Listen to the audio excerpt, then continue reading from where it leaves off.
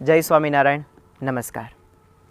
આજે વિશ્વનો પ્રત્યેક વ્યક્તિ શાંતિની શોધમાં છે, પરંતુ આ સાચી શાંતિ છે ક્યાં? શું ધન કમાવવામાં? ના. શું પદ અને પ્રતિષ્ઠા મળે તેમાં શાંતિ છે? ના. શું આ લોકની મોટપ મળે તેમાં શાંતિ છે? ના. સાચી શાંતિ છે સમજણમાં, અને આ જ સાચી શાંતિની શોધ આપણે સૌ સાથે મળીને કરી રહ્યા છે. ત્યારે BAPS સંસ્થાના વિદ્વાન વક્તા સંત પૂજ્ય ભક્તિસાગર સ્વામી પાસેથી આ શાંતિનો રાજમાર્ગ પ્રાપ્ત કરીએ. ઓમ શાંતિ શાંતિ શાંતિ આ વિશિષ્ટ પ્રવચન શ્રેણીના માધ્યમથી. આ વિશિષ્ટ પ્રવચન શ્રેણીના પ્રથમ ભાગનું આપણે આસ્વાદન પ્રાપ્ત કરીએ તે પૂર્વે પૂજ્ય ભક્તિસાગર સ્વામીનો ટૂંકમાં પરિચય પ્રાપ્ત કરીએ. વિશ્વવંદનીય સંત વિભૂતિ પરમ પૂજ્ય પ્રમુખ સ્વામી મહારાજના શ્રી ચરણોમાં તેઓએ વર્ષ 1981ની સાલમાં પોતાનું સમગ્ર જીવન સમર્પિત કર્યું. ત્યારબાદ સારંગપુરની અંદર રહીને હિન્દુ શાસ્ત્રોનો, સ્વામિનારાયણ સંપ્રદાયના ગ્રંથોનો અને વિશેષ કરીને સંસ્કૃત વ્યાકરણનો ખૂબ ઊંડાણપૂર્વકનો અભ્યાસ કર્યો. સંસ્કૃત વ્યાકરણની અંદર પણ તેઓ ખૂબ ઊંડા ઉતર્યા અને તેમની અંદર પણ તેઓએ વ્યાકરણાચાર્યની પદવીને પ્રાપ્ત કરી. ફિલોસોફીની અંદર પણ તેઓએ ખૂબ ઊંડાણપૂર્વકનો અભ્યાસ કર્યો અને જુદા જુદા 6 વિષયો ઉપર આચાર્યની પદવી પ્રાપ્ત કરી ષટદર્શનાચાર્ય બન્યા. આ ઉપરાંત પૂજ્ય ભક્તિસાગર સ્વામી 13 વિષયોની અંદર MA થયેલા છે અને તેમની અંદર વિશેષ કે તેઓ 9 વિષયની અંદર ગોલ્ડ મેડલ પ્રાપ્ત કર્યો છે. આવા વિદ્વાન વક્તા સંત તેમની પાસેથી ઓમ શાંતિ શાંતિ શાંતિ આ પ્રવચન શ્રેણીનો લાભ પ્રાપ્ત કરવો આપણા સૌ માટે ખૂબ આનંદની વાત છે. ત્યારે આવો સૌ સાથે મળીને આ શાંતિના રાજમાર્ગને શોધીએ, માણીએ અને તેના ઉપર કાયમી નિવાસ કરીને રહીએ. આવો માણીએ પૂજ્ય ભક્તિસાગર સ્વામી પાસેથી ઓમ શાંતિ શાંતિ શાંતિ.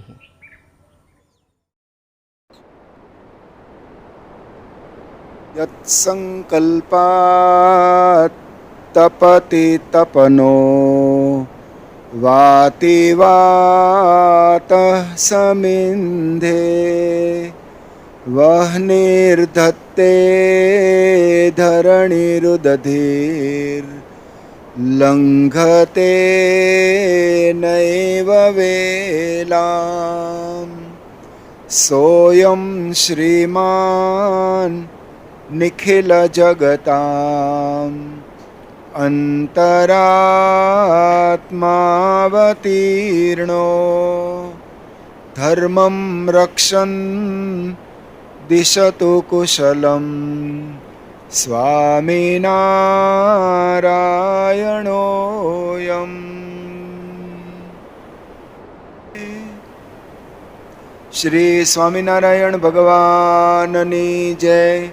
અક્ષર પુરુષોત્તમ મહારાજની જય. ગુણાતીતાનંદ સ્વામી મહારાજની જય. પ્રમુખ સ્વામી મહારાજની જય. મહંત સ્વામી મહારાજની જય. સુરત અક્ષરધામ મહોત્સવની જય. કાર્યકર સુવર્ણ મહોત્સવની જય.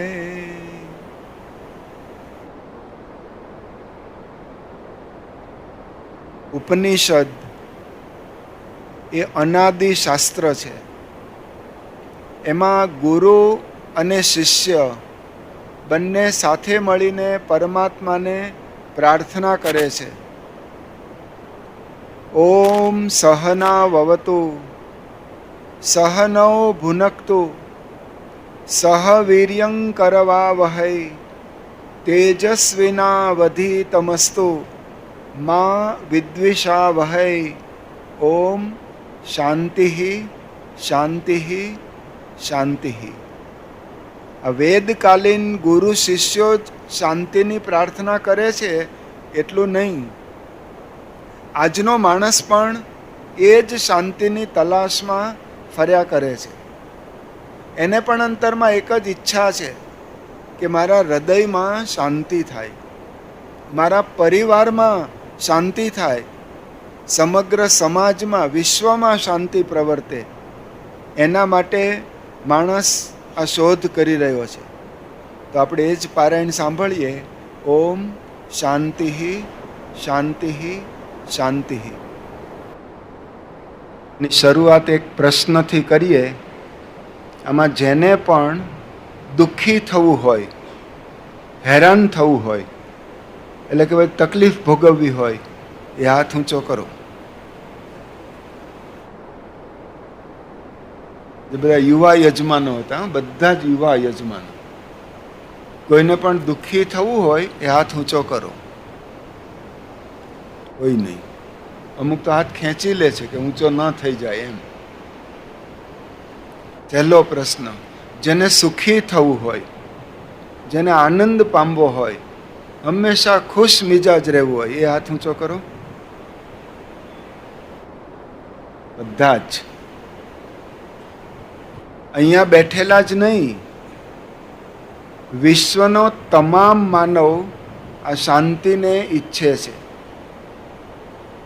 આપણે કોઈને પૂછીએ, આમ રસ્તે ચાલ્યા જતા હોય અને પૂછીએ, જયસુખભાઈ કેમ છો? તો શું કહે છે? મજામાં. નવીનભાઈ તમે? મજામાં. અશ્વિનભાઈ તમે? એ આનંદમાં. કોઈ મજામાં બોલે, કોઈ આનંદમાં બોલે, કોઈ એવું બોલે એ જલસા. ઘણા તો પાછો એવું બોલે એ મોજે દરિયા.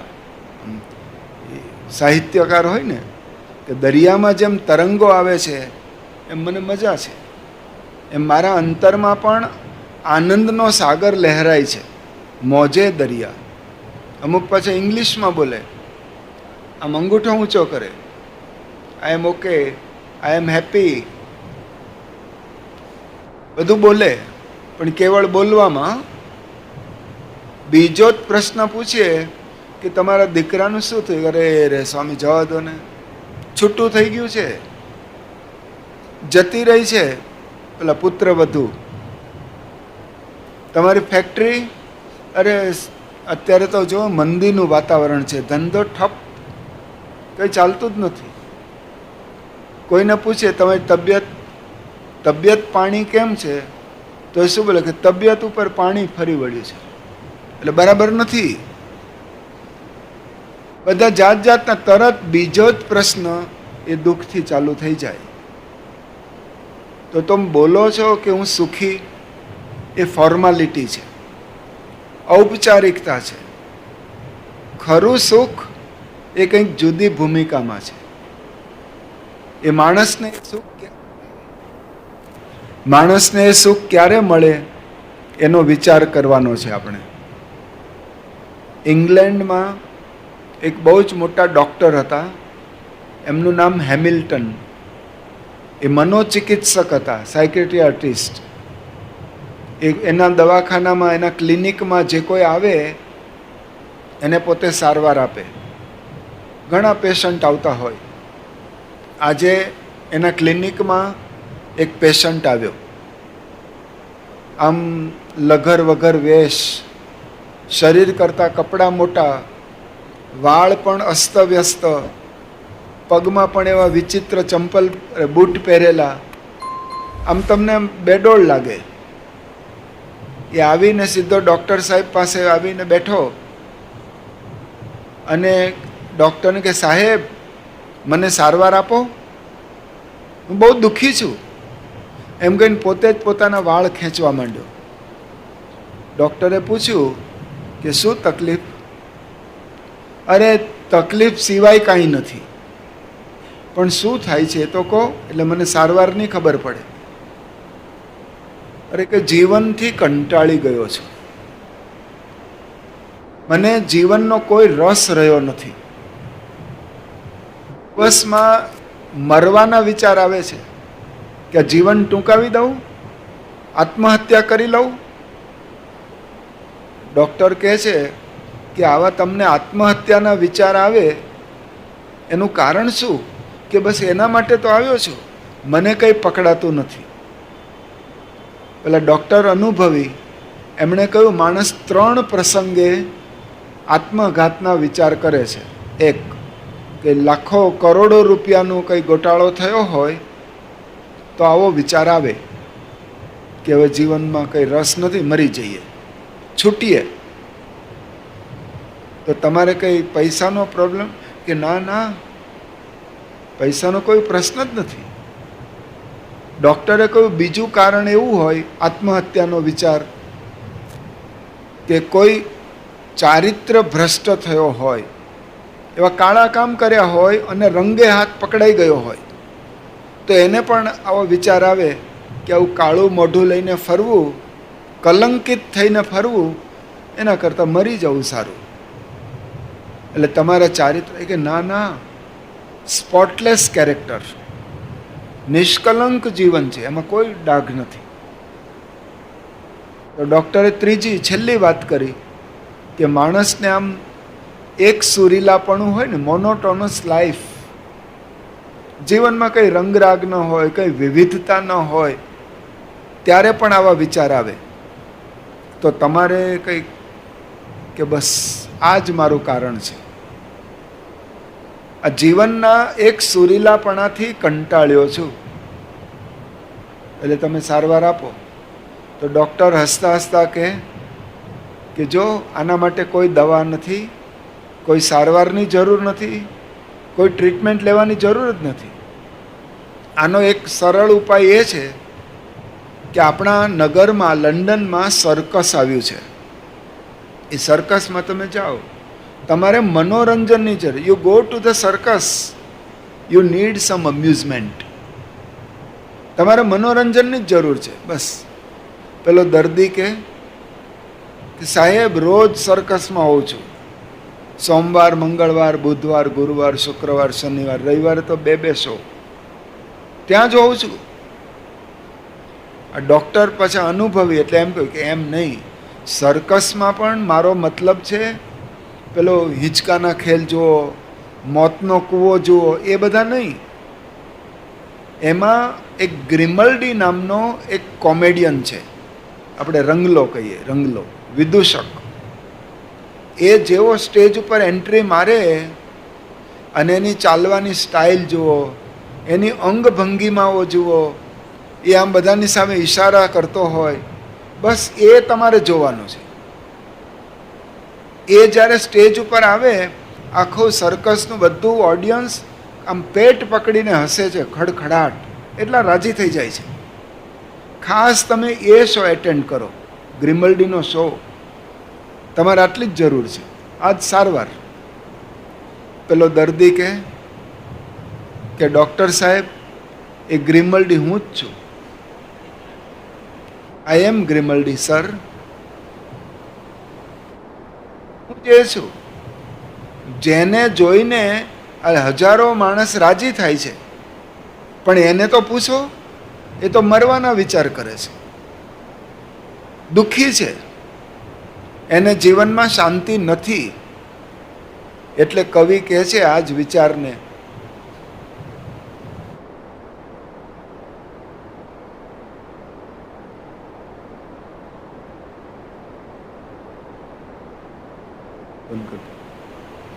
એટલે કવિ કહે છે હું હસું છું એટલે માની ન લેશો કે હું સુખી છું. હું રડી શકતો નથી એનું દુઃખ છે મને, એવો દુઃખી છું હું.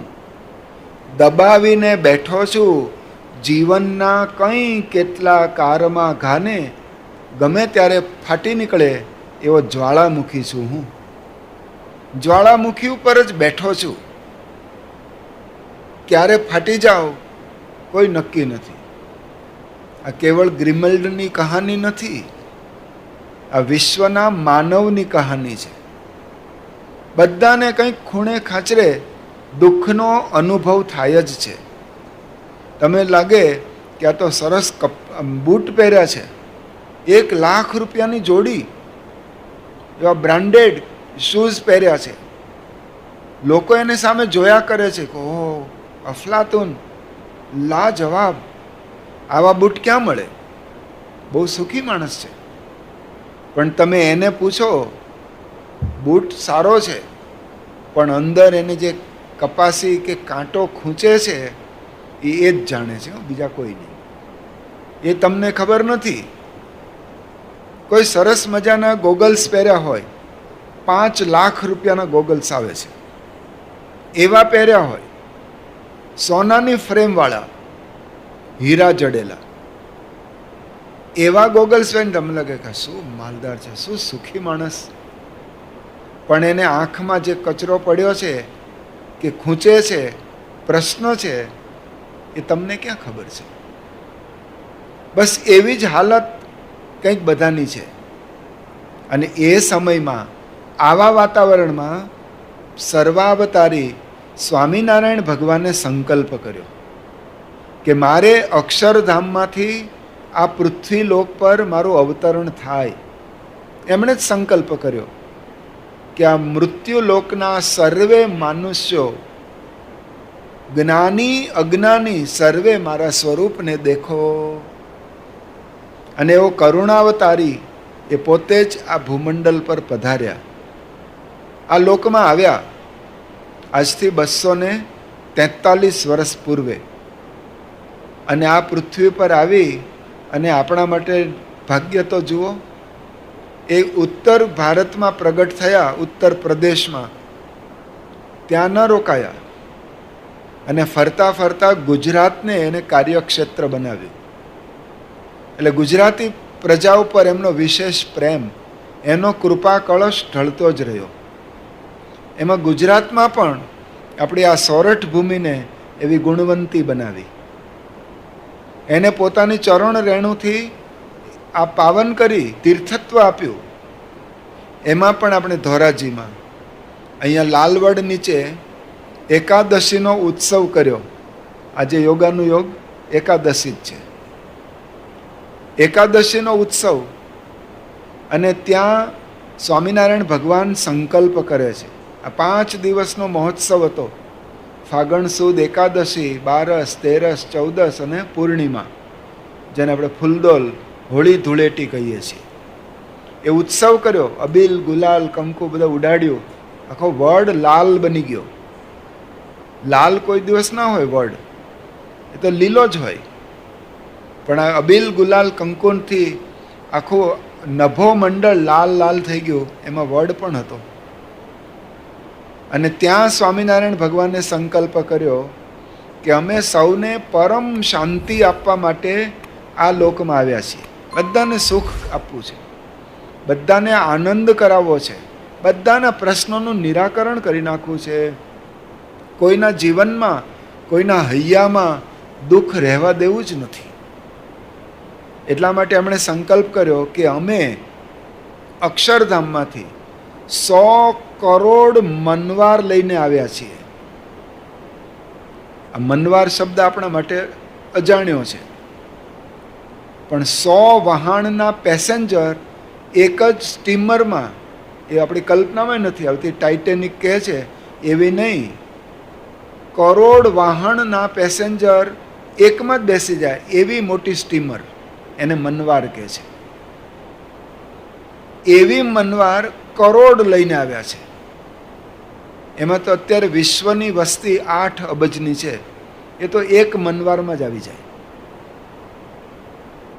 એક જ સ્ટીમરમાં સમાઈ જાય. તો અમે કરોડ મનવાર લઈને આવ્યા છીએ. અને અમે સંકલ્પ કર્યો છે કે આ મનવારમાં કોને સીટ આપે, કોને બેસાડશું.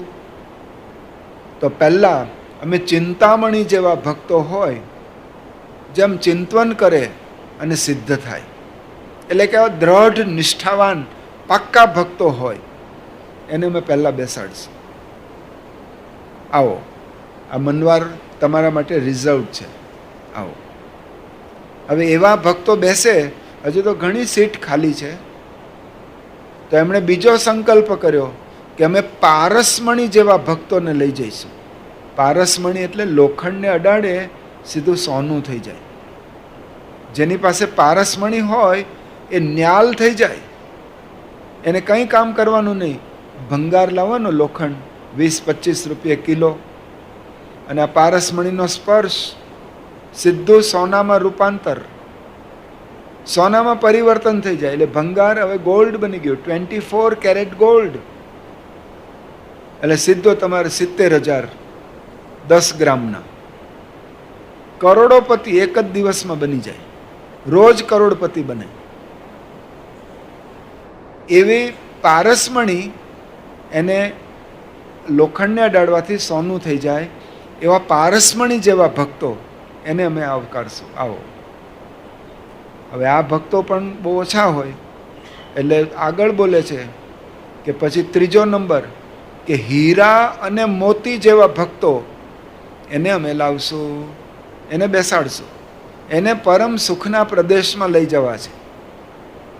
પછી કહે છે અમે દાગીના એટલે રેડીમેડ ઓર્નામેન્ટ્સ, એવા ભક્તો હોય, આમ ગળાના હાર, હૈયાના હાર, બાજુબંધ, વીંટી, વેઢ, કડા, કંદોરા, આવા તૈયાર હોય શોભાયમાન ઘરેણા, એને બેસાડશું. અરે સોના મોરને બેસાડશું, સોનાના બિસ્કિટ, ભલે ઘાટ ન અપાયો હોય પણ સોનાના છે, આવો. પછી પિત્તળના, તાંબાના,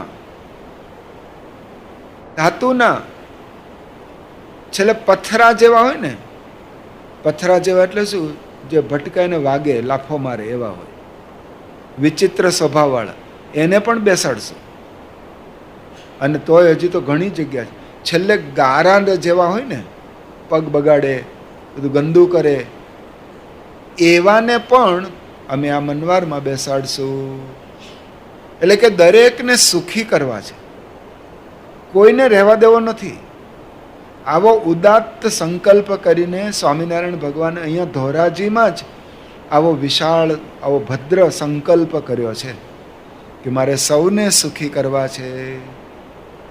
અને કેવળ બોલ્યા નહીં, એ પ્રમાણે સૌના હૈયામાં સુખ શાંતિનો અનુભવ કરાવ્યો. અરે ગામડામાં રહેતો હોય, સાવ સામાન્ય માણસ હોય, ભણેલો ન હોય, ગરીબ કહેવાય એવો લાગતો હોય, પણ એના હૈયામાં અપાર શાંતિ હોય, જાણે શાંતિના સરોવરમાં એ અવગાહન કરતો હોય, એવા ગામોગામ ભક્તો તૈયાર કર્યા. એ પોતે જાય આ સુખ આપવા માટે, એમણે આખી સેના તૈયાર કરેલી, સંત સમાજ, 2000 સંતો, અને એવા પવિત્ર સંતો જે ધન અને સ્ત્રીનો અષ્ટાંગ ત્યાગ રાખનારા, આવા પવિત્ર સંતો. અને એ સંતના દર્શન કરે એને પણ શાંતિ શાંતિ થઈ જાય. શાંતિ પમાડે તેને સંત કહીએ. એવા સંત સ્વામિનારાયણ ભગવાન લઈ આવ્યા. અને ભક્ત ચિંતામણીમાં નોંધ્યું છે, ગુર્જર ધરામાં સંત ફરતા, કરતા હરિની વારતા, પંચવ્રતે એ શુરાપુરા, હરિને સંભારતા. આ સંતો કેવા હતા? 4 લીટીમાં આખું સંતોનું સ્વરૂપ સમજાવ્યું છે. ગુર્જર ધરામાં સંત ફરતા. આ સંતો આખા ગુજરાતને ખૂંદી વળ્યા. શું કરતા? કરતા હરિની વાર્તા. આ પ્રભુની વાતો કરે ગામોગામ, આ શાંતિ પમાડવાની વાતો કરે. એ સંતો કેવા હતા? પંચવ્રતે શુરા પૂરા. એના જીવનમાં કોઈ ડાઘ નહીં, એવું પવિત્ર જીવન જીવનારા. વર્તમાન પાળે, એના જીવનમાં કોઈ માયા નહીં, કોઈ રંગરાગ નહીં, કોઈ મોજશોખ નહીં, સ્ત્રીઓથી દૂર રહે, પૈસાને તો અડે પણ નહીં, સગા સ્નેહીઓનો કોઈ સંપર્ક નહીં, કોઈ કનેક્શન જ નહીં, નિસ્વાદી અને નિર્માની. આવા પંચવ્રતથી એ ફરતા હતા અને સૌને આનંદ કરાવતા. પંચવ્રતે શુરાપુરા, હરિને સંભાળતા. આવું ભગવાન પરાયણ એમનું જીવન. આમાં બીજો કોણ ક્યાંથી પ્રવેશી શકે? જગ્યા હોય તો ને. આવા ગુણિયલ સંતો. એટલે શ્રીજી મહારાજે આખો આવો દિવ્ય સમાજ અક્ષરધામમાંથી લઈને આવ્યા અને અહીંયા જ એને કેમ્પ બનાવ્યો, આ સોરઠ ભૂમિને.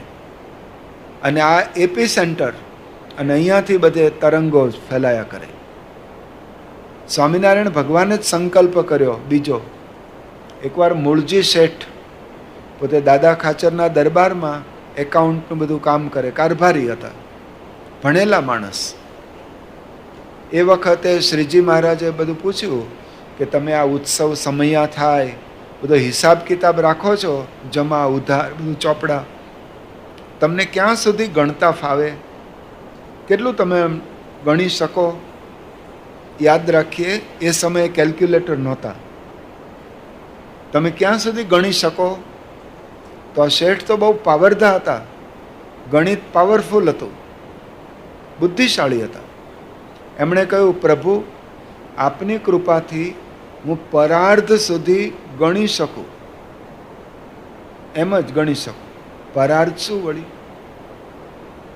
એમણે ગણાવ્યું કે એકમ, દશક, 100, 1000, 10,000, લાખ, 10 લાખ, કરોડ, 10 કરોડ, અબજ, ખર્વ, નિખર્વ, શંકુ, પદ્મ, સાગર, અંત્ય, મધ્ય અને પરાર્ધ. એકડા ઉપર 17 મીંડા. આપણને તો કેટલી મોટો આંકડો ધધ લાગે, પણ સ્વામિનારાયણ ભગવાન આ સાંભળી કે બસ આટલું જ ફાવે છે. લો, આ આંકડો એમને નાનો લાગ્યો કે અમારે તો અનંત જીવોનું કલ્યાણ કરવું છે, બધાને સુખના શાંતિમાં આપણે અક્ષરધામમાં લઈ જવા છે. આવો કલ્યાણનો સંકલ્પ એમણે કર્યો. અને એકવાર તો એવું બોલ્યા કે અમારે અહીંયાથી છેક કન્યાકુમારી સુધી, એટલે કે દક્ષિણનો છેડો, તમે ભારતના નકશામાં જુઓ તો તમિલનાડુમાં છેલ્લે કન્યાકુમારી, અને પછી દક્ષિણ ધ્રુવ સુધી કોઈ માનવ વસ્તી છે જ નહીં, કોઈ દેશ જ નથી, સીધો અંત આવી જાય. આપણે સોમનાથથી પણ એવું છે. ભારતના નકશામાં કન્યાકુમારીથી સીધી લાઈન દોરો તો દક્ષિણ ધ્રુવ, એમાં કોઈ આવે નહીં. તો મહારાજ એવું બોલ્યા કે અમારે અહીંથી કન્યાકુમારી સુધીનો એક પણ જીવને નરક 84માં, ગર્ભવાસમાં, જમપુરીમાં જવા દેવો નથી. એના માટે અમે આવ્યા છીએ, સૌનું કલ્યાણ કરવાનો આવો મહાન સંકલ્પ. એ પોતે તો સર્વ અવતારના અવતારી હતા, પોતે સ્વયં પૂર્ણ પુરુષોત્તમ ભગવાન છે, પણ એના સંતો જે સાથે લાવ્યા એ પણ ભગવાન જેવા છે. એક એક પોતાના ક્ષેત્રમાં માહેર, એક્સપર્ટ. તમે એક એક સંતની ગાથાઓ ગાઈએ તો એમાં પણ આપણો સમય બધો વ્યતીત થઈ જાય. કેટલાક સંતોને યાદ કરીએ, કેવા આ સંતો હતા. નિષ્કુળાનંદ સ્વામી વૈરાગ્ય મૂર્તિ હતા. કોઈએ વૈરાગ્ય ન જોયો હોય, આ તો ભાવવાચક ગુણ છે, એ કોઈ બતાવી ન શકાય. પણ વૈરાગ્યને જોવો હોય તો તમારે નિષ્કુળાનંદ સ્વામીને જોવાના. એ વૈરાગ્યના પર્યાય હતા. મૂર્તિમાન વૈરાગ્ય એ જોઈ જ લેવાના. અને વાતો કરે, આવી સભા થઈ હોય તો ગામડે વિચરણ કરતા હોય તો બધા ગામ લોકો એને સાંભળવા માટે આવે, એની વાણી સાંભળવા માટે. અને આ એવી સંસારની અસારતાની વાતો કરે, ભગવાનના મહિમાની વાતો કરે, તો કથા પ્રવચન પૂરું થાય તો આવા યુવાનો હોય એ સંતની પાછળ પાછળ નીકળી પડતા, સંસારનો ત્યાગ કરી અને આ ભગવી ચાદર ઓઢવા માટે, દીક્ષા લેવા માટે નીકળી જતા. એવી એની વેધક વાણી હતી. એટલે વડીલો બેઠા હોય ખુરશીમાં, એ બોલતા કે નિષ્કુળાનંદ, આ વાતો બંધ કરો, આ ગામ ઉજ્જડ કરશો, આ બધા યુવાનોને લઈ જશો, પછી અમારા વંશ વારસાનું શું? રાખો, બહુ ના બોલતા. આવી એની પ્રભાવશાળી વાણી હતી નિષ્કુળાનંદ સ્વામી. ભગવાનની મૂર્તિ સિવાય કોઈ એને બીજો વિચાર નહીં. 22 તો ગ્રંથો લખ્યા છે, એમાં સાહિત્ય ક્ષેત્રમાં પણ એમનું યોગદાન અમૂલ્ય છે. એવા કીર્તનો બનાવ્યા, એ કીર્તનો સાંભળીને પણ લોકોને સંસારમાંથી મોઢું મરડી અને સીધો મંદિરે દોડતો થઈ જાય. આવા હતા નિષ્કુળાનંદ સ્વામી. બ્રહ્માનંદ સ્વામી એ તો પ્રખર બુદ્ધિશાળી, શતાવધાની એટલે શું કે 100 માણસ એક એક પ્રશ્ન પૂછે લાઈનમાં, 1 2 3 4 5 6, એમ 100 માણસ પ્રશ્ન પૂછે અને બ્રહ્માનંદ સ્વામી સાંભળે, પછી જવાબ આપવાનો થાય તો એક એક પ્રશ્નને યાદ રાખે ને એનો જવાબ આપે કે આ તમારો પ્રશ્ન અને આ જવાબ, આ તમારો પ્રશ્ન, આ જવાબ, આ તમારા પ્રશ્નનો આ જવાબ. શતાવધાની, શત એટલે 100 જગ્યાએ ધ્યાન એક સાથે રાખી શકે. આપણે અત્યારે તો કલ્પના જેવું લાગે, તમારા ઉપર પ્રયોગ કરીશ એટલે થોડો ખ્યાલ આવે, તમારા ઉપર જ પ્રયોગ કરીએ. આવી કીર્તિ ફેલાણી કે બ્રહ્માનંદ સ્વામી આવા મહાન સાહિત્યકાર, કીર્તનકાર, કવિરાજ, અને એ સમયના જે ગુજરાતી સાક્ષરો કહેવાય એમાંનું સૌથી ઊંચું નામ બ્રહ્માનંદ સ્વામીનું. એ બ્રહ્માનંદ સ્વામી એ શતાવધાની? તો કેટલાક ભાઈઓ તો માને નહીં કે હોય. એટલે મૂળી ગામમાં એક કવિ હતા, એમનું નામ હતું શંભુદાન ગઢવી.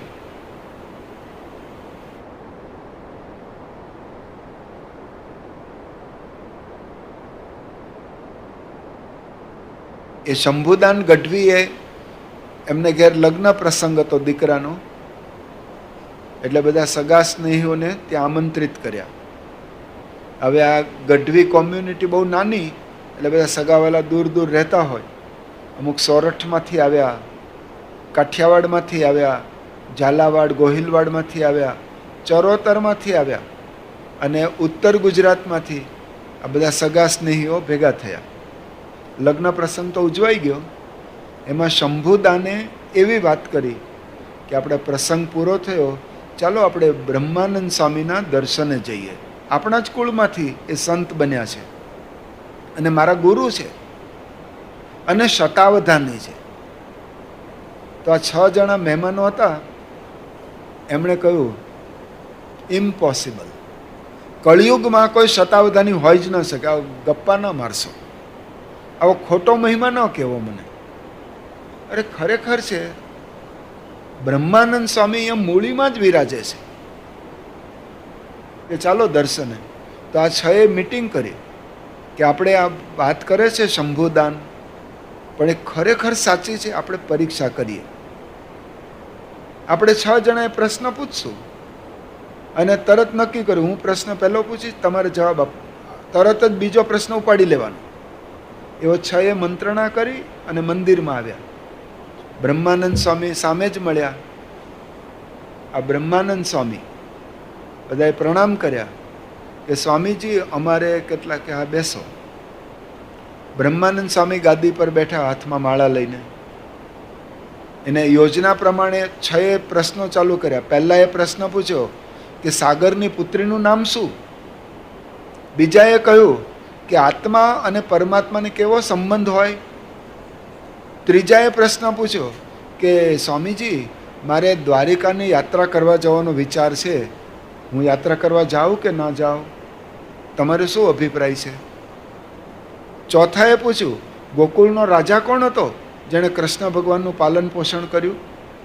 પાંચમાએ પ્રશ્ન પૂછ્યો કે પેલો કળિયુગમાં પતિવ્રતા સ્ત્રી એ પોતાના પતિનું નામ તો બોલે નહીં, બોલાવાય નહીં. કારણ કે એવું કહે છે, પત્ની જો પોતાના પતિનું નામ બોલે, એકવાર નામ બોલે તો એના પતિના આયુષ્યની 6 મિનિટ કપાઈ જાય. 2 વાર બોલે એટલે 12 મિનિટ, એ પ્રમાણે ગણતા જાઓ. નામ ન બોલાય. આ શાસ્ત્રોક્ત વાત છે. મનુસ્મૃતિમાં લખ્યું છે, પહેલા અધ્યાયમાં જ લખ્યું છે, વાંચજો. એટલે જો આપણે કોઈ પતિવ્રતા નારી પોતાના પતિનું નામ નથી બોલતા, એ એમ કે અમારા એ બહાર ગયા છે, એ એટલે એ હોય, બી હોય, સી હોય, ડી હોય, પણ બોલે શું? એ બહાર ગયા છે. અથવા દીકરાનું નામ બોલે કે આ મિતના પપ્પા સાંજે આવશે, તમે મળજો. અથવા દીકરો ના હોય તો એમ બોલે કે તમારા ભાઈ સાંજે આવશે. ભાઈ બનાવી દે, ન હોય તો બનાવી દે, નામ ના બોલે. એટલે આ પાંચમાએ પ્રશ્ન પૂછ્યો કે કળિયુગમાં પતિવ્રતા સ્ત્રી એ પોતાના પતિને કેવી રીતે બોલાવે? કેવી રીતે સંબોધન કરે? અને છેલ્લા એ પ્રશ્ન પૂછ્યો કે કળિયુગમાં એવો કોઈ છે કે આપણને નિષ્કામી બનાવે, પવિત્ર શુદ્ધ બનાવીને ભગવાનના દિવ્ય ધામમાં લઈ જાય? એવું છે કોઈ? આ 6 જણાએ પ્રશ્ન પૂછ્યા. યાદ રહ્યા પ્રશ્નો? ચાલો, જવાબ નથી આપવાનો તમારે. આ 6 પ્રશ્નો લાઈનમાં યાદ રહ્યા એટલે આપણને બ્રહ્માનંદ સ્વામીનો મહિમા સમજાય. આવા 100 પ્રશ્નો એ સાંભળે અને પછી 100 ના જવાબ આપે.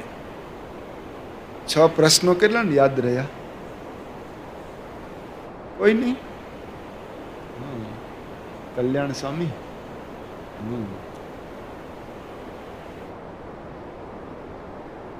તને યાદ રહ્યા ભાઈ?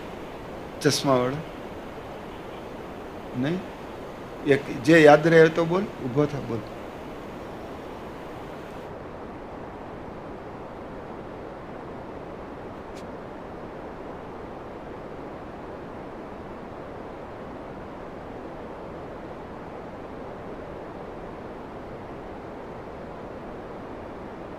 સારા યાદ રાખ્યા, 3 તો યાદ રાખ્યા.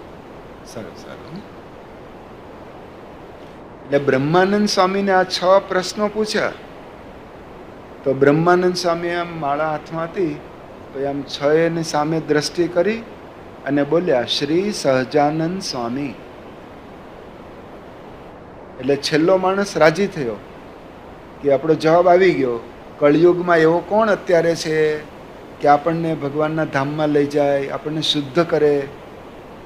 પણ તોય એને પ્રશ્ન હતો કે મારો જવાબ પહેલા કેમ આપ્યો? લાઈનમાં આપવો જોઈએ. મેં તો છેલ્લે પ્રશ્ન પૂછેલો. એમાં પેલા 5 જણા ઊંચા ને કે સ્વામીજી જવાબ. તો બ્રહ્માનંદ સ્વામી તો માળા લઈને બેસી ગયા હતા. માળા પૂરી થઈ પછી કહ્યું કે મેં તમારા 6 પ્રશ્નનો જવાબ આપી દીધો. ના સ્વામીજી, તમે એકનો જ જવાબ આપ્યો છે, અમારા બાકી છે. મેં 6 જવાબ આપી દીધા. ક્યારે આપ્યા?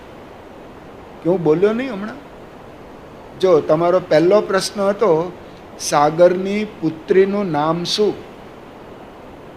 તો એનો જવાબ હું બોલ્યો શ્રી. પહેલો અક્ષર બોલ્યો ને એ જવાબ તારો છે. એટલે કે સમુદ્રની પુત્રી કોણ? શ્રી એટલે લક્ષ્મીજી.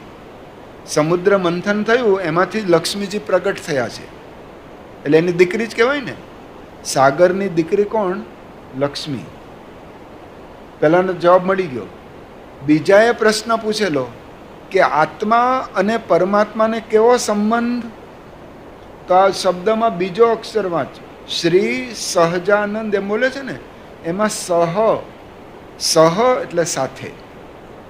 આત્મા અને પરમાત્માનો સંબંધ એટલે કે સહભાવ. જ્યાં આત્મા હોય ત્યાં પરમાત્મા હોય જ. શિક્ષાપત્રીમાં સ્વામિનારાયણ ભગવાન લખે છે, હૃદયે જીવવત જીવે યોંતર્યામી તયા સ્થિત. હૃદયમાં જીવ છે અને જીવમાં પરમાત્મા રહ્યા છે અંતર્યામીપણે. એટલે સાથે હોય જ. આત્મા પરમાત્માને સંબંધ શું? સહ. ત્રીજાએ પૂછેલું કે સ્વામીજી મારે દ્વારિકાની યાત્રા કરવાનો વિચાર છે, જાઉં કે ન જાઉં? તેનો જવાબ શું? જા. શ્રી સહ જા. એટલે જવાનું જ હોય ને. યાત્રા કરવા તો જાય, સારું પુણ્ય વધે.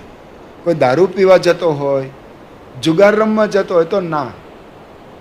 જા. જાઓ કે નહીં? જા જા. ગોકુળનો રાજા કોણ? જેણે કૃષ્ણ ભગવાનનું પાલન પોષણ કરેલું. હવે તમે સતાવધાની થવા માંડ્યા. નંદ બાબા, જેણે ગોકુળમાં કૃષ્ણ ભગવાનનો ઉછેર કર્યો. યશોમતી મૈયા અને નંદ બાબા. નંદ. પછી કળિયુગમાં પત્ની પોતાના પતિને કેવી રીતે બોલાવે? તો સ્વામી. શ્રી સહજાનંદ સ્વામી. સ્વામી એટલે એનો એક બીજો અર્થ પતિ એવો પણ થાય કે મારા સ્વામી. અત્યારે આપણે ધણી એમ બોલે છે અથવા અમારા ઘરના એમ બોલે છે, એ બધું અપભ્રંશ થયેલું છે. પણ મૂળ સંસ્કૃત શબ્દ છે સ્વામી. એટલે મારા પતિ. મારા ધણી. તો કળિયુગમાં આ પતિને બોલાવવો હોય તો આમ બોલાય કે સ્વામી તમે ક્યાં જઈ આવ્યા, નામ નહીં બોલે, એ મહેશ ક્યાં જઈને આવ્યા, એમ નહીં બોલવાનું. અત્યારે બધું બોલવા માંડ્યા છે, પણ એને વિચાર કરો, પતિ વહેલો મરશે, વહેલા વિધવા થઈ જશો. એકવાર બોલાય એટલે સીધી બેટરી લો થવા માંડે, સીધું પૂરું થઈ જાય, બેટરી ઠપ. અને છેલ્લા એ પ્રશ્ન પૂછ્યો, કળિયુગમાં એવો કોણ કે આપણને ભગવાનના ધામમાં લઈ જાય? તો આ જ બધા શબ્દો ભેગા કરો, શ્રી સહજાનંદ સ્વામી, શ્રી સહજાનંદ સ્વામી. આ જવાબ આપ્યો એમાં તો પેલા 6 પાઘડી કાઢી અને બધા જ ચરણોમાં આવી ગયા કે સ્વામીજી આજથી તમારા સેવક. માનવું પડે. અમને તો શંકા હતી શતાવધાની હોય, તમે તો અમારા જવાબ એક શબ્દમાં 6 ને મૂંડી નાખ્યા. એટલે આપણે ક્રિકેટની ભાષામાં કહીએ તો કોઈ એવો બોલર હોય, એ ફાસ્ટ બોલર કે સ્પિનર હોય, લેફ્ટ આર્મ ઓર્થોડોક્સ, એવો કોઈ બોલર હોય અને એને ક્રિકેટ એટલે ઓવર નાખતો હોય તો એક ઓવરમાં પેલો બોલર હોય એ કેટલા બોલ નાખે છે? 6 બોલ નથી ને, એક જ નાખે છે. 6 વખત નાખે છે. બોલ તો એક જ હોય ને ભલા માણસ. જો આ બધું આપણે શીખવવું પડે. 6 બોલ લઈને ઊભો હોય છે, કેટલા હોય છે? એક જ બોલ હોય, પણ 6 વખત નાખે છે. તો એ 6 વખત બોલ નાખે અને 6 વિકેટ લીધી હોય એવો એક પણ બોલર નથી. ભારતનોય નહીં, ઓસ્ટ્રેલિયા, ન્યૂઝીલેન્ડ, પછી આ West Indies, south Africa, England, એકેય નથી. વેસ્ટ કોઈ નથી. કોઈ માઇનો લાલ એવો નથી પાક્યો હજી સુધી કે એક ઓવરના 6 બોલમાં 6 વિકેટ એને મેળવી હોય. પણ આ બ્રહ્માનંદ સ્વામી મેળવી. જો 6 પ્રશ્નોમાં 6 ને આઉટ કરી દીધા. આવો. અને એ સત્સંગી થયા અને એ પરંપરામાં બધે સત્સંગ ફેલાયો. આવા જેના સંત હોય, પ્રખર મેધાવી, એને શું બાકી હોય? એને શાસ્ત્રોનું તો બધું હસ્તામલકવત જ્ઞાન હોય. એ સ્વામિનારાયણ ભગવાનના હાથ જોડીને ઊભા રહે અને જ્યાં જાય એ પોતે જ ભગવાન જેવા છે. મુક્તાનંદ સ્વામી, એનો વિચાર કરો. એ સ્વામિનારાયણ ભગવાનના સંત એટલા દેખાવડા, આમ એનો આઉટલુક જુઓ તો એટલા રૂપાળા, અને એનું અંતર પણ એવું મહાપવિત્ર. બધી જ રીતે એની વિશેષતા શું હતી?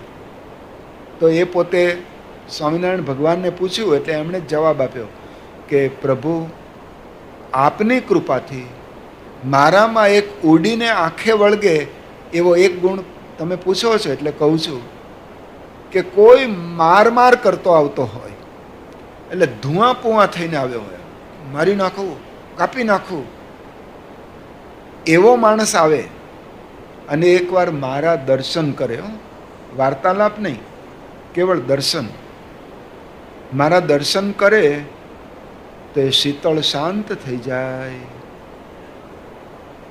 તો સ્વામિનારાયણ ભગવાન કે તમારી વાત સાચી, આ ગુણ તમારામાં છે જ, પણ આ બધા માનશે નહીં, કંઈક અનુભવ કરાવો. તો સ્વામી કે, મુક્તાનંદ સ્વામી કે સારું, આપણે સમય. નિત્યાનંદ સ્વામી શાસ્ત્રોના પારંગત, કોઈ પણ શાસ્ત્ર બોલો એમાં એને પ્રભુત્વ મેળવ્યું હોય. 4 વેદ આ વિશ્વના પ્રાચીનતમ ગ્રંથો કહેવાય. ઋગ્વેદ, યજુર્વેદ, સામવેદ અને અથર્વવેદ, 4 વેદ કંઠસ્થ, એને બધી ખબર. એ પોતે બોલતા, કાશીના વિદ્વાનો આવે ભેગા મળીને, 25 વિદ્વાનો ભેગા થઈને આવે, આખી કમિટી, અને સામે 1 મેન શો, હું એકલો. તો પ્રભુ આપની કૃપાથી એને મોઢામાં તરણા પકડાઈ દો, મને કોઈ હરાવી ન શકે. શાસ્ત્રાર્થમાં, વાદ વિવાદમાં બધું જ જાણો. આવા નિત્યાનંદ સ્વામી એને સામે પલ્લે બેસે એવો કોઈ વિદ્વાન હતો જ નહીં. અને થશે કે કેમ એ પ્રશ્ન છે. આવા નિત્યાનંદ સ્વામી, સ્વામિનારાયણ ભગવાનના દાસ. તમે એક એક સંતને યાદ કરો. ગોપાળાનંદ સ્વામી અષ્ટાંગ યોગ સિદ્ધ કરેલો. અષ્ટાંગ યોગ એને તો આપણને નામે આવડતા ન હોય. યમ, નિયમ, આસન, પ્રાણાયામ, પ્રત્યાહાર, ધારણા, ધ્યાન અને સમાધિ. યમ એમાં પલાઠી આવે, પલાઠી વાળવાની, કે તમે 6 કલાક એક જ આસનમાં બેસી શકો પલાઠી વાળીને. આમ પગ ઊંચો નહીં કરવાનો, છૂટો કરવાનો નહીં, તો તમે યમનું એક અંગ સિદ્ધ કર્યું કહેવાય. આપણે એટલું જ બાકી છે. પલાઠી 6 કલાક સુધી કોઈ વાળી ન શકે. એમાં જ આપણને યમ સિદ્ધ કરવામાં યમ રાજા દેખાય કે ભલે યમ રાજા નથી. તો આ અષ્ટાંગ યોગ આપણે સિદ્ધ કરેલો. અત્યાર સુધીના 4 જ એવા પુરુષો થયા છે જેણે અષ્ટાંગ યોગ સિદ્ધ કર્યો હોય. 1 કૃષ્ણ ભગવાન, 2 ગોપાળ યોગી, હિમાલયના યોગી હતા જે નીલકંઠ વર્ણી એમની પાસે શીખેલા, 3 સ્વામિનારાયણ ભગવાન પોતે, અને 4 ગોપાળાનંદ સ્વામી. પછીને કોઈએ યોગ આવો સાધ્યો નથી. એ બધા હઠ યોગ ને રાજયોગ ને બધું કરે, પાતંજલ યોગ ને, પણ આ અષ્ટાંગ યોગ આ તો હાઈ લેવલનું છે. ગોપાળાનંદ સ્વામીનું ધાર્યું પણ ફેરવી શકે એવા પુરુષ. એ જ એના ઉપરથી ખ્યાલ આવે કે જેના સંતો આવા હોય એ પ્રભુ કેવા પાવરફુલ હશે. અનુમાનથી પણ સમજી શકાય. એવા સ્વામિનારાયણ ભગવાન આખી સેના લઈને, આવો દિવ્ય સંત સમાજ લઈને અહીંયા આવ્યા, બધાને સુખની લાણ કરાવવા માટે. અને બધાને સુખ આપે. અને સુખ એટલે કે પ્રેમ. બધાને એને નિસ્વાર્થ પ્રેમ આપ્યો. અને માણસ માત્રને પ્રેમની જરૂર છે. પ્રેમનો માર્ગ એ જ શાંતિનો માર્ગ છે.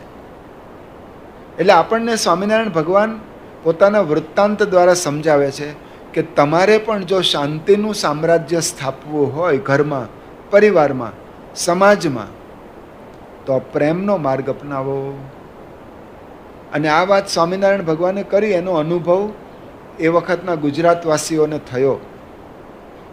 એમાં રાજકોટમાં અંગ્રેજ સલ્તનત ચાલતી હતી એ સમયમાં.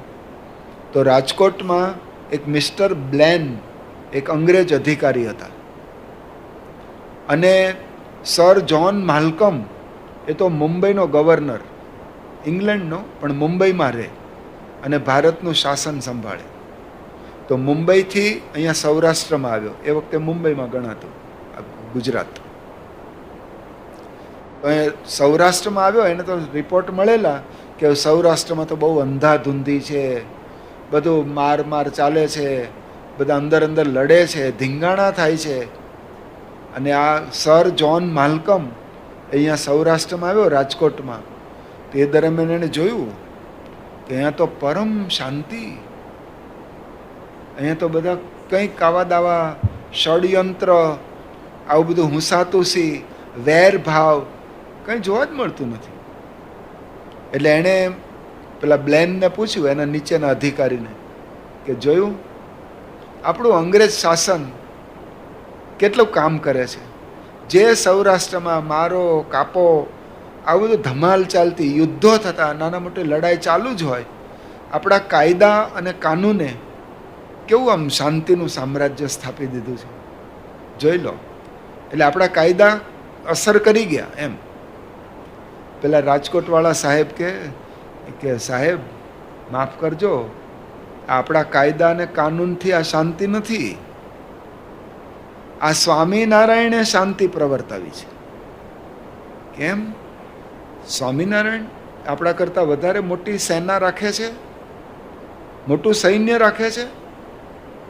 કે ના, એ કઈ લડાઈના એવું નથી કરતા. સૈન્ય એની પાસે છે જ નહીં સૈન્ય. તો કે કેમ હથિયાર રાખે છે? આપણા કરતાં વધારે વેપન્સ બધા આધુનિક રાખે છે. આપણે તલવાર ને બંદૂક રાખીએ, એના કરતાં હાઈ લેવલના સાધનો છે એની પાસે. કે ના ના,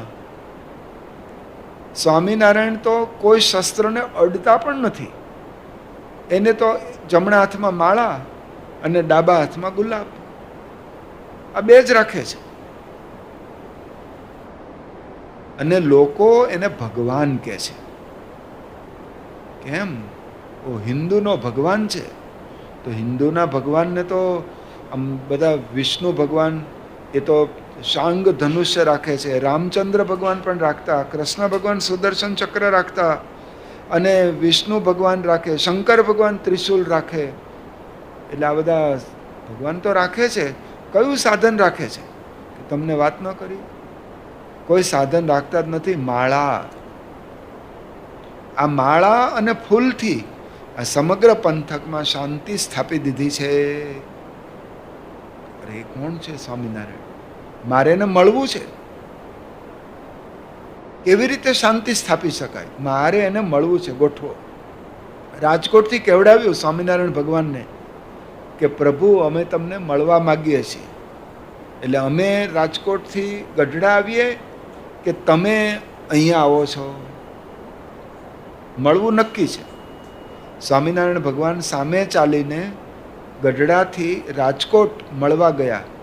એ ઐતિહાસિક સ્થાન આજે પણ છે, કોઠી કમ્પાઉન્ડ રાજકોટમાં. ત્યાં સ્વામિનારાયણ ભગવાન અને સર જ્હોન માલ્કમની આ મુલાકાત થઈ. એ દિવસ હતો 26મી ફેબ્રુઆરી 1830. 1830. એને 200 વર્ષ હમણાં થશે. 6 વર્ષ બાકી રહ્યા. ત્યારે 2024 તો ચાલે છે. અને મુલાકાત થઈ. એમાં શ્રીજી મહારાજે ત્યાં બેઠા એટલે પ્રશ્ન પૂછ્યો કે તમે આ શાંતિ કેવી રીતે સ્થાપ્યા? તો શ્રીજી મહારાજે એને શિક્ષાપત્રી આપી. જો આ લઈ જાઓ શિક્ષાપત્રી. આ જ અમારો શાંતિનો એટમ બોમ્બ છે. અમારે પહેલા બોમ્બ રાખવાની જરૂર નથી. આ શિક્ષાપત્રી પ્રમાણે બધા જીવન જીવે છે એટલે એના જીવનમાં કોઈ દુઃખ જ નથી, કોઈ કાવા દાવા નથી, કોર્ટ કચેરી નથી, વકીલની જરૂર પડતી નથી. જો આ પ્રમાણે ચાલે તો આ જીવનની ગાઈડલાઈન છે. એવી શ્રીજી મહારાજે આચાર સંહિતા આપી 212 શ્લોકમાં. આપણા જીવનને શાંતિના રાજમાર્ગ પર મૂકી દીધો. એક્સપ્રેસ હાઈવે, કોઈ બમ્પ નહીં, કોઈ ગધેડું કે ભેંસ આડી ન આવે, કોઈ ખાડા ભૂવા કંઈ આવે જ નહીં, ગટરના ઢાંકણા તોડફોડ. એક્સપ્રેસ હાઈવે, તમે ફૂલ 100ની સ્પીડમાં ચાલ્યા જાઓ. એવો રાજમાર્ગ આ સ્વામિનારાયણ ભગવાને આપણને આપ્યો. એ આપ્યો એટલું જ નહીં, એ વખતે પછી આ માર્ગ ચાલુ રાખ્યો. આ માર્ગની અંદર એવા એને ગુણાતીત સત્પુરુષો આપ્યા. પ્રમુખ સ્વામી મહારાજ અને મોહન સ્વામી મહારાજ. એની વાતો કોઠારી સ્વામી હમણાં કરવાના છે, પણ આપણે એક પ્રસંગ કહીને પૂરું કરીએ. એવા કેવા સંત છે આ! એને કોઈ પણ તમારો સંકલ્પ હોય ને પરિપૂર્ણ કરે. એટલે આપણે શાસ્ત્રના પ્રસંગથી જ એ સમજીએ. પદ્મ પુરાણની આ કથા છે. એકવાર નારદ મુનિ વિચરણ કરતા કરતા નીકળ્યા અને આવા ધોરાજી જેવા નગરમાંથી આમ પસાર થતા હતા. તો એક શેઠ હતા, બહુ પૈસાદાર, યુવાન. એમણે જોયું, એ શેઠે જોયું નારદ મુનિ અહીંયાથી જાય છે એટલે એને ઓળખી ગયા. કારણ કે ચોટલી ઊભી, હાથમાં વીણા, માળા. ઓહ નારદજી! એટલે તરત જ બોલાવ્યા. નારદજી કઈ બાજુ ચાલ્યા? અહીંયા આવો ને. નારદજી કે હું તો ભગવાનને મળવા જાઉં છું. નારદજી ત્રિલોક વિહારી, 3 લોકમાં ગતિ કરે, સદેહે જાય, વિમાનમાં બેસી નહીં, સંકલ્પથી ગતિ કરે. એને વિઝા અને ટિકિટની કંઈ જરૂર જ નહીં, તરત ઉપડી જાય. તો હું તો ભગવાનને મળવા જાઉં છું. એમ? તો એક મારું કામ કરજો ને, મારે એક વતી એક ભગવાનને સંદેશો પહોંચાડો ને. બોલો. કે મારે લગ્ન થયા 12-13 વર્ષ વીતી ગયા છે. મને પુત્ર યોગ થયો જ નથી. તો ભગવાનને પૂછજો ને કે મને સંતાન સુખ ક્યારે પ્રાપ્ત થશે? મારે આટલી બધી જાહો જલાલી છે, આટલી બધી ધન દોલત છે, પણ આ વારસદાર કોઈ નથી. તો ભગવાનને પૂછજો ને કે એટલે મને ખબર પડે ધીરજ રાખવાની. મારે દીકરો નથી. ઓહો, વાંધો નહીં, તમારો વાત લઈ જઈશું. નારદજી પહોંચ્યા ભગવાન પાસે. ભગવાનને પૂછ્યું, શું ત્રિલોકીનો રિપોર્ટ આપો. બધું પરફેક્ટ, બધું બરાબર જ ચાલે છે. તમે એવી ચાવી ચડાવી છે, કોળ ચડાવી છે, તો તંત્ર વ્યવસ્થિત ચાલે છે. પણ કંઈ નવા જૂની? કે હા, એક શેઠનો પ્રશ્ન આવ્યો છે, ધોરાજીના શેઠ છે. એમણે પૂછ્યું છે કે આ લગ્ન જીવનના 13 વર્ષ પછી પણ એને પુત્ર રત્ન પ્રાપ્ત થયું નથી, તો ક્યારે મળે? એવું પૂછાયું છે. તો ભગવાને તરત જ અંતરિક્ષમાં દ્રષ્ટિ કરી અને એનો ફાઇલ ખોલી, ડેટા બધો આવી ગયો, અને બોલ્યા કે નારદ મુનિ, તમે શેઠને કહી દેજો કે તમારા જીવનમાં આ પુત્ર સુખ પ્રાપ્ત થવાનું જ નથી. એટલે ખોટી લાલચ ના રાખે, ખોટી દોડધામ ના કરે. એને દીકરો થવાનો નથી, આવું કહી દેજો. નારદજી કે હું આવું ના પાડું, પણ એ મને પૂછશે, બુદ્ધિશાળી છે, કે કેમ, વોટ ઇઝ ધ રીઝન, એવું મને પૂછે, એનું કારણ શું? તો એ કોને? તો ભગવાને કહ્યું કે જો એને સંતાન એટલા માટે નથી, અત્યારે તો નથી, તો 7 જન્મ સુધી નહીં થાય, એ કહી દેજો. થોડું માપનું રાખો. 7 જન્મ સુધી એને દીકરા થવાના જ નથી. પણ કેમ? તો કે જો આગલા જન્મમાં એને દીકરો હતો, એ દીકરો નાનો હતો, 1.5 વર્ષનો હશે, અને આમ રમતો હતો, અને એના હાથ પગ ધૂળવાળા હતા, મોઢામાંથી થોડું થૂંક ને લાળ બહાર આવેલી, અને આ શેઠ બેઠેલો. તો નાના બાળકને એવી ઈચ્છા થઈ કે હું મારા પિતાના ખોળામાં બેસું. નાના છોકરાને તો ઈચ્છા થાય જ. પણ આ છોકરો, કપડાં ગંદા હતા, શરીર જરા મેલું હતું, અને આ ખોળામાં બેસવા આવ્યો. આ શેઠ ભારે ચોખલ્યો પાછો. તેણે આ ગંદો છોકરો ગમ્યો નહીં, પોતાનો જ છોકરો, પણ એને ધક્કો માર્યો. આગો છે ગોબરો, આમ ગંદો, આમ ધક્કો માર્યો. ધક્કો ના મરાય. એટલે ધક્કો માર્યો એટલે બાળક એ રડવા માંડ્યો. એના અંતરાત્મા દુભાયો. એટલે હું જ દુભાયો, એમાં ભગવાન રહ્યા છે, હું દુભાયો. ત્યારથી મેં નક્કી કર્યું કે આના 7 જન્મ સુધી આને ઘેર જવાનું જ નહીં. કેજો જાઓ. નારદજી તો આમ ઢીલા પગે આવ્યા પાછા. પેલા શેઠે પાછો ધોરાજીમાં આવ્યા એટલે બોલાવ્યા, ઓ નારદજી, મારો જવાબ, કે તમારો જવાબ આવી ગયો છે. પણ શેઠ કહેતા મારી જીભ ઉપડતી નથી. અરે બોલો ને, જે હોય કહો. કે ભગવાને આવું કહ્યું છે કે તને 7 જન્મ સુધી પુત્ર યોગ છે જ નહીં. એટલે ખોટી આશા લાલચ કંઈ રાખતો નહીં. કેમ? કે આવું તે ગયા જન્મમાં બાળ આત્માને દુભ્યો છે, એટલે આ તારું ફળ ભોગવવાનું. એટલે ભગવાનની ઈચ્છા, આવું સ્વીકારી લીધું. આમાં તો આપણું કંઈ ચાલે નહીં. આપણે શું કરી શકીએ? એટલે અપાર સમૃદ્ધિ હતી, એને છૂટે હાથ બધી લાણી કરે. હવે મારે રાખીને કરવાનું શું? સદાવ્રત ચાલુ કર્યા, પુણ્ય કામ ચાલુ કર્યા, કોઈને જરૂરિયાતમંદ હોય એને બધી નાની મોટી સહાય કરે, વાપરવાની જ છે. સાચવીને કરવાનું શું? સાથે તો કોઈ લઈ જતું નથી. એટલે બધું છૂટે હાથ વાપર્યા. એમાં એક ગામમાં આવા સંત આવ્યા. એને બપોરનો સમય ધોરાજીમાં આવે, કલ્યાણ મૂર્તિ સમેત આવે છે, અવારનવાર આવે છે. તો એમણે જમવાનો ટાઈમ હતો, પાછો વ્રતનો છેલ્લો દિવસ હતો, એટલે પૂર્ણાહુતિ કરવાની હતી. કે જમવાનું છે અમારે, કઈ વ્યવસ્થા થશે? તો લોકોએ કીધું, સારા માણસે, કે તમારે જમવું છે તો જાઓ. એટલે શેઠ સદાવ્રત ચલાવે જ છે, શિરાપુરીના સદાવ્રત આપે છે, ત્યાં જાઓ. એટલે આ નિર્વંશ શેઠને ઘેર પેલા સંત પધાર્યા. એમણે કહ્યું કે શેઠ, અમારે જમવું છે, અહીંયા વ્યવસ્થા થશે? કે હોય, આવો, બધાને જમાડું છું, તમને તો પહેલાં જમાડીએ. તમારા માટે સ્પેશિયલ ચોખ્ખું બનાવીએ. શું જમશો? તમે જે ભાવ હોય એ બનાવો. તો એણે બનાવ્યું અને આ સંત જમ્યા. સંતો બહુ મિતારી, તો થોડુંક જ જમ્યા. આમ બધું પાડી ધરાય એટલું બધું નહીં ખાવાનું, માપનું ખાવાનું. થોડું જમ્યા અને પછી તરત ચડું કરી લીધું. પછી શેઠે સામે બેઠેલા એટલે બોલાવ્યા કે આવો શેઠ નજીક, તમે અમને ભોજન કરાવ્યું, હવે જમાડ્યું, એટલે અમે તમને આશીર્વાદ આપીએ. તમે આવો ને તમારા દીકરાને લેતા આવો, આશીર્વાદ આપીએ. તો ઓલા શેઠ આમ ઢીલા પડી ગયા.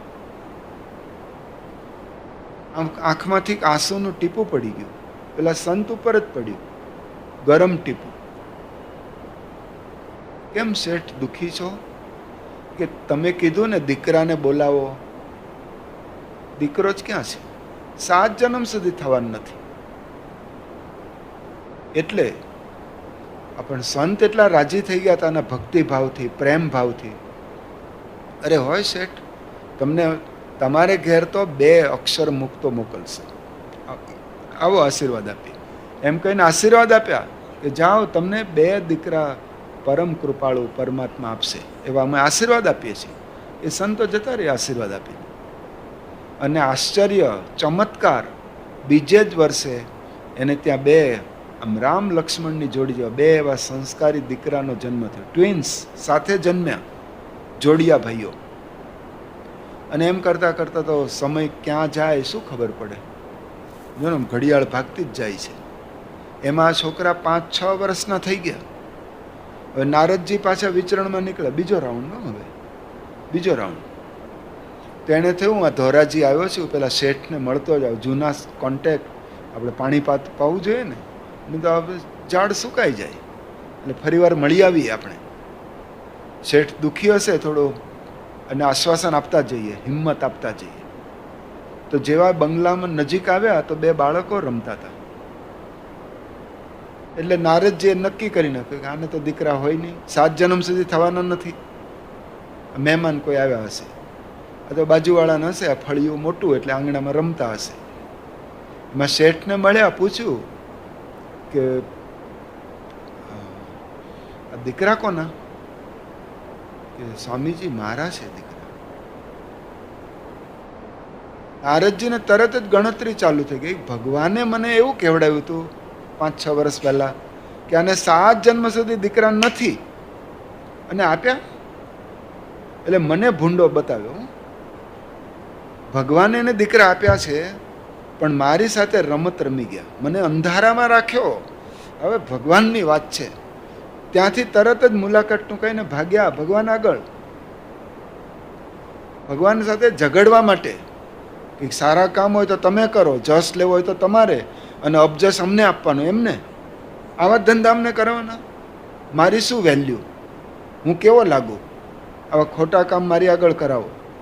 એવું ઝઘડવા માટે નીકળે. નક્કી કરીને બધું કમ્પોઝ કરી દીધેલું કે આટલું એટલું પ્રવચન સંભળાવી જ દેવું છે. ભગવાન ધામમાં બેઠા બેઠા જુએ, અંતર્યામી, સર્વજ્ઞ, કે આ વાવાઝોડું આવે છે ઝઘડવા માટે મારી હારે. એટલે ભગવાને નાટક ચાલુ કર્યું. આમ લંબાઈ ગયા સિંહાસનમાં. અરે બહુ દુખે છે પેટમાં, બૂમ બરાડા પાડે, પગ ખેંચે, શરીર પછાડે. નારદજીને એન્ટ્રી. ભગવાનને આવી રીતે બીમાર જોયા એટલે આખોનો મૂડ બદલાઈ ગયો. બદલાઈ જ જાય ને. આપણે કોઈના હારે ઝઘડવા ગયા હોય ને બિચારો બીમાર હોય તો પેલો કેસેટ ન ચડાવાય. પૂછાય કેમ છે, શું થયું, તબિયત પાણી સારા છે ને? તો નારદજી તરત ઢીલા પડી ગયા. ઝઘડવાના મૂડમાંથી નોર્મલ મોડમાં આવી ગયા કે પ્રભુ શું થયું, કેમ આમ રીતે આવું બધું શરીર ખેંચો છો? અરે નારદજી, પેટમાં બહુ દુખે છે, રહેવાતું નથી, સહેવાતું નથી, પણ કંઈ દવા કરાવવી જોઈએ. કે દવા નહીં કરાવી હોય? આની કોઈ દવા જ નથી, આ અસાધ્ય રોગ છે. શું વાત કરો છો? અરે બોલો ને, હું વૈદને બોલાવી લઉં, ધન્વંતરી વૈદ, અશ્વિની કુમાર, કે બધું એનાથી કોઈ મટશે નહીં. પણ રોગ હોય એટલે દવા હોય જ. હા, એક દવા છે. કોઈ સંત પોતાનું હૃદય, પોતાનું કાળજું મને આપી દે તો એને હું શેકી એની ભસ્મ બનાવું અને ભસ્મ હું લઉં તો જ આ દુખાવો મટે. બાકીની કોઈ આપણે ભગવાનને પેટમાં દુખે છે અને રાત દિવસ અસહ્ય પીડા છે. ભગવાન બહુ દુઃખી છે અને એણે હૃદય માગ્યું છે કે જો હૃદય આપો તમે તો એ હું લઈ જાઉં અને એને શેકીને ભસ્મ ભગવાન લે તો ભગવાન સાજા થઈ જાય. તો લાવો ને તમારું હૃદય આપશો?